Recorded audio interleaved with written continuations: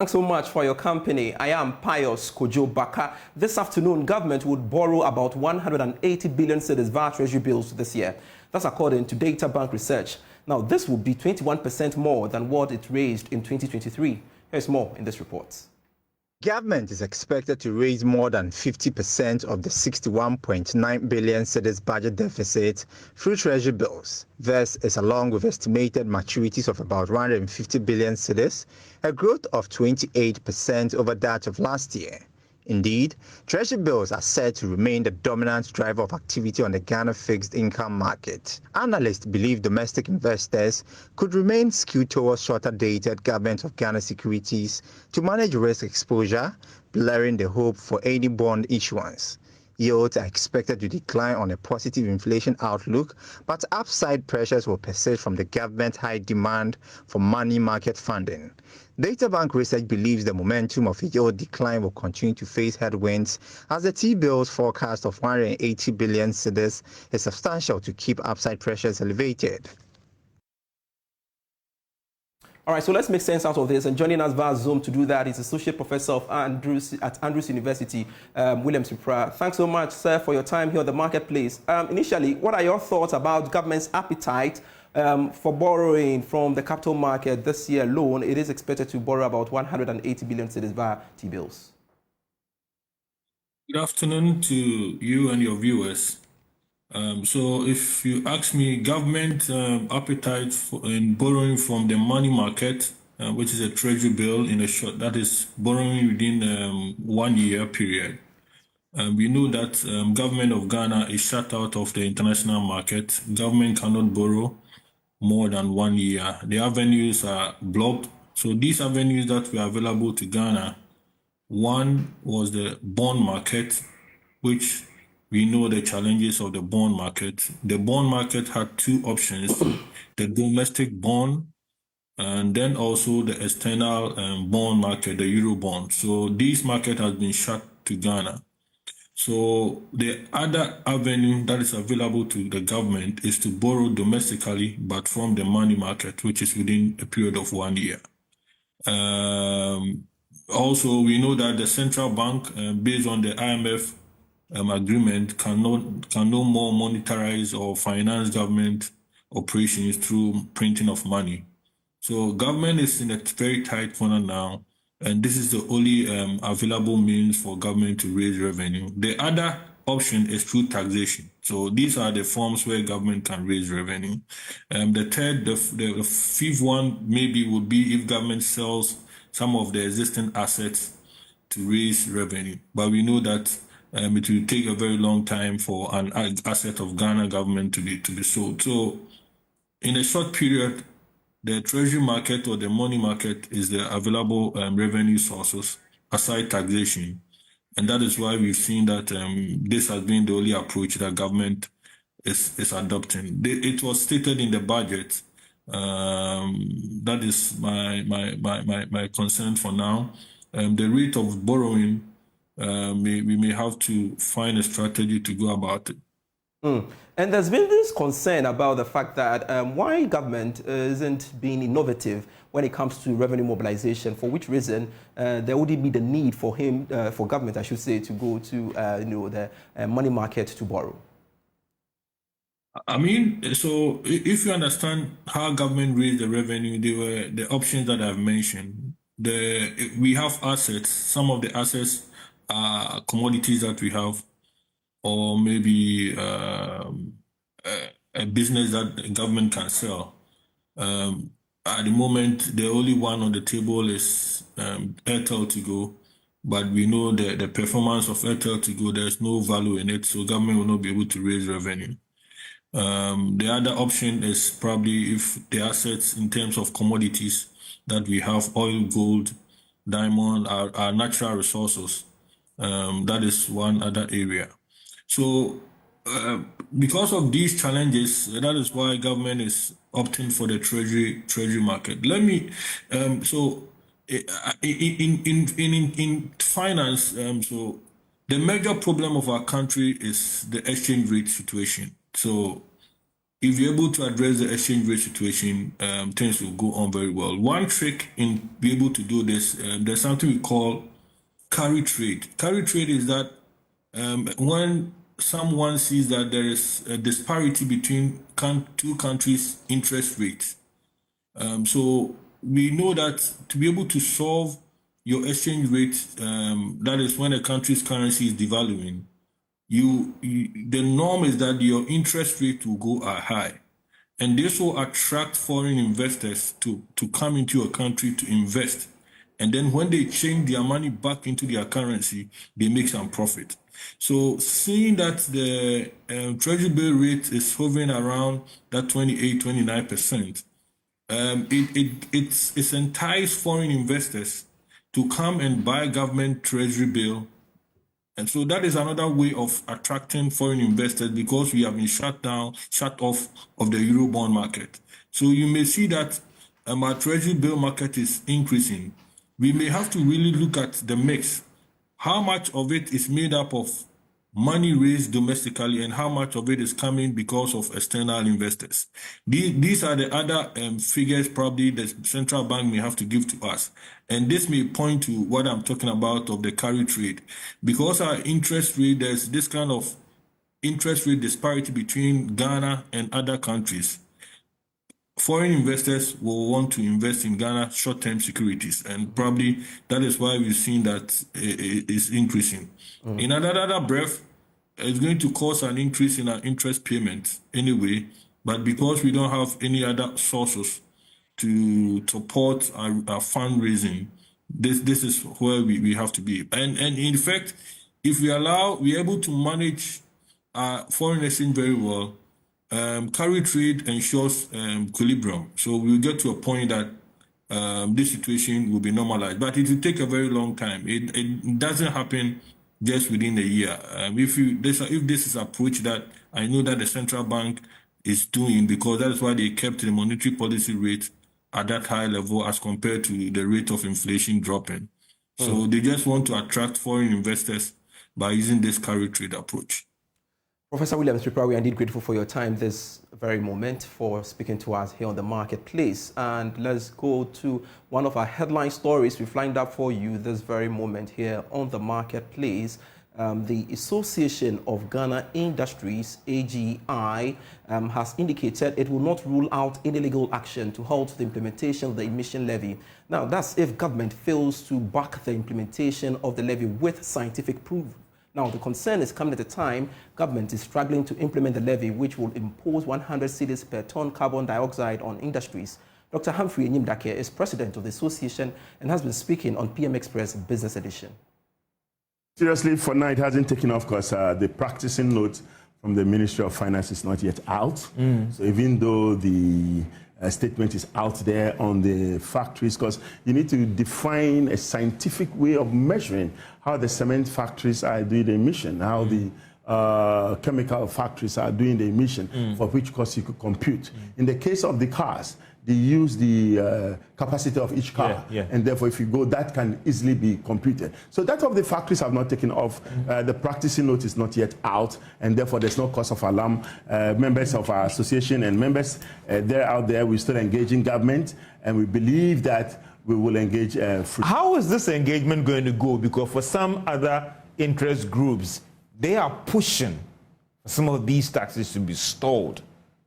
How is this engagement going to go when you engage government on this? Because some will say that, listen, you're already burdened.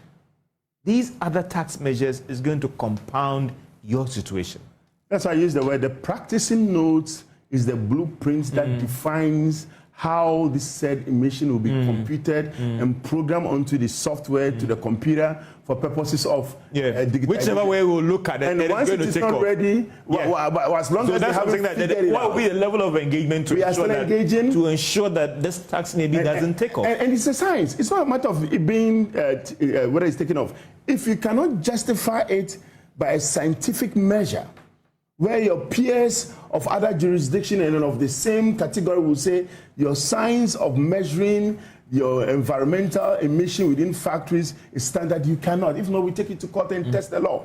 So for now, as long as we don't have the practicing notes, respectfully, Honorable Minister, we engage on all fronts with the best of heart. The practicing note is not out until... You talked about the scientific nature of this. Of measuring of this. Yes. If that is not established, is the a legal route an option for you to come? Of course, because if it is not the case, and you use arbitrariness, all right? And therefore, if a cement factory producing presumably 50,000 metric tons a month or a day, and another producing same about 30,000, how do you measure the emission and therefore compute it? It's science. You must justify it. Dr. Amin there in that interaction with my colleague George Yafi on PM Express Business Edition. But we've got to analyze what impact this would have on the economy. And let's bring in Professor Peter Quai, who is the director of the Institute of Statistical, Social and Economic Research. And he joins us live here on The Marketplace. And sir, thanks so much for joining me on The Marketplace. It appears government is in for a long haul in getting the buy-in of not only labor, but business community as well in getting these tax policies effectively executed. Yes, certainly. I mean, already the cost of doing business is high, and many firms are struggling to adjust to some of the new taxes and the new additional costs that are being imposed. So any new tax certainly has to be justified, because otherwise it becomes difficult to assimilate such cost in your, or incorporate such cost in your operations. And I think one other point that government hasn't being very clear is what is going to use this money for. Oftentimes, you use emission taxes or pollution tax, etc., to change behavior, to affect lives. You want a clean environment, you want to tax people so you can make things better. Now, where are we channeling this money into? Are we going to use it to perhaps even provide charging points for electric vehicles? Are we going to use it to clean the environment? Are we going to use it to halt galamsey? I mean, some of these things have to be made clear. Are we going to use it to even improve the working conditions of AGI and all the business community? So I believe there's a lot more that ought to be done in this. Yes, we all agree government needs to raise revenue because we need to show up our revenue GDP ratio. But let's not continue to overburden the already burdened taxpayer. There are other options by which you can raise revenue. Make the existing tax handles more efficient. We also have non-tax revenue. There are state-owned enterprises that are supposed to provide declared dividends for government. Some are not efficient, and they are rather making losses and drawing on the kitty. So these are all things that one has to look into. And of course, government also cutting down its expenditure, looking at some areas where it needs to have value for money. Ideally, it was expected that at least there should have been an extensive engagement prior to this introduction of these taxes. But it seems government failed to do that. That's the agitation from labor and businesses as we see now. Do you also get that? Well, I get it. I think levy, some of these things, you need to engage. Apart from engaging, undertake some background research, assess the acceptance of the such tax measures. You can sample some Ghanaians and find out how this will work, sample the key stakeholders, find out how this will work, and then engage some of the key stakeholders as well, AGI and all that. Then you have a sense of how this is going to work and its acceptability. But if you don't, and you just throw in such new taxes, it will receive resistance. You saw levy, we saw VAT, we've seen other forms of taxes that have received a lot of resistance. Even the debt exchange program, you saw what we went through, very painful exercise with a lot of agitations, unrest, picketing.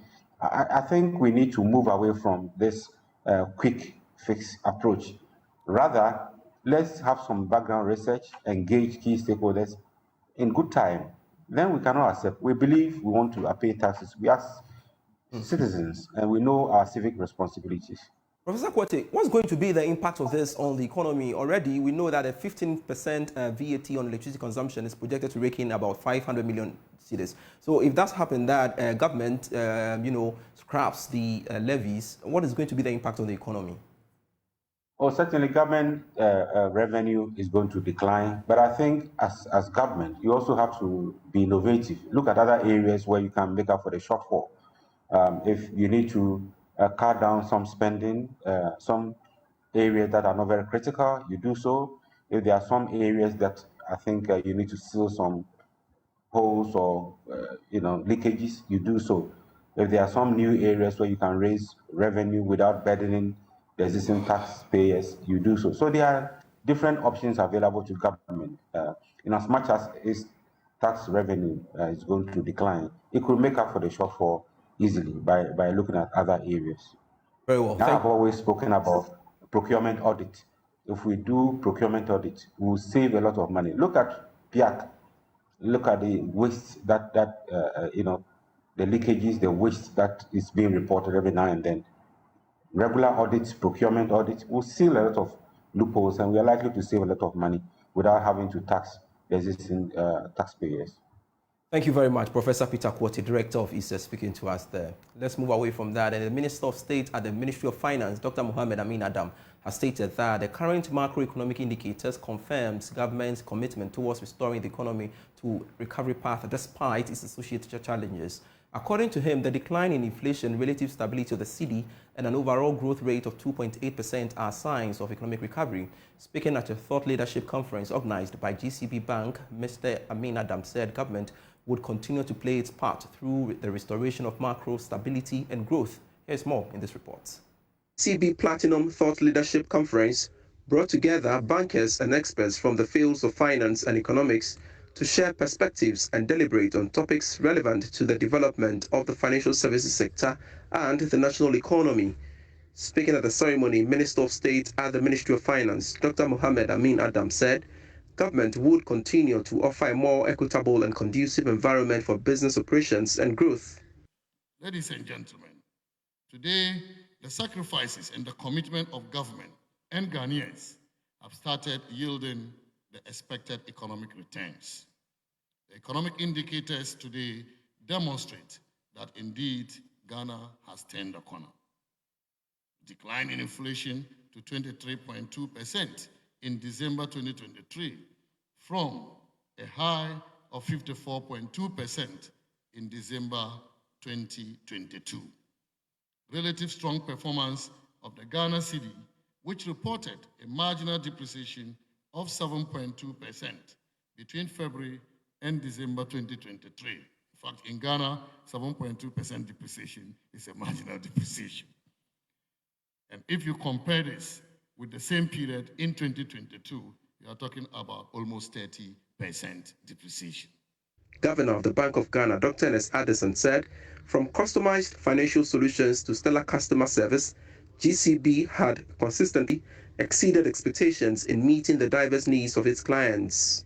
From customized financial solutions to stellar customer service, GCB has consistently exceeded expectations in meeting the diverse needs of its clients, be it assisting individuals to achieving their financial goals or aiding corporates in realizing their visions. The bank has demonstrated a steadfast dedication to its customers. On his part, Managing Director of GCB Bank PLC, Kofi Adumako, stated that the bank's focus on digital transformation, customer experience, and ESG would spearhead its growth as a bank. And the level of the depth of discussion, particularly around the digitization agenda, particularly around lack of finance to agriculture, particularly around the role of banks and the intervention, the level of financial inclusion, but very key is the digital agenda. It reflects how banking has been disrupted, significantly disrupted, the way we have to work with fintechs today, and what banks are going to look like into the future. The banks who will survive will be the banks who have made the right investments in technology and have listened to customers and come up with solutions. The conference was on the theme 70 years of providing unrivaled financial solutions towards the socio-economic development of Ghana. The Minister of Trade and Industry, Katie Hammond, has disclosed that government will reintroduce the restrictions bill to Parliament in due time. According to him, the legislative instrument, which faced opposition from traders and importers and some subsequently withdrawn, has not been abandoned. He assured that the bill will return to Parliament to ensure that the original purpose of the law to protect local manufacturers from the influx of cheap products are halted. In the end, I was actually going to lay. I would have laid it. A few things transpired.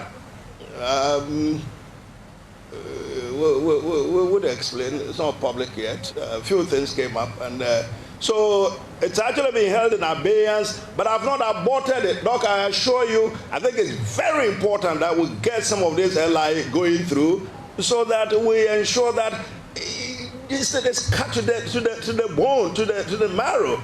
Why do we allow foreigners to saturate our market with almost anything conceivable? I don't particularly buy into that.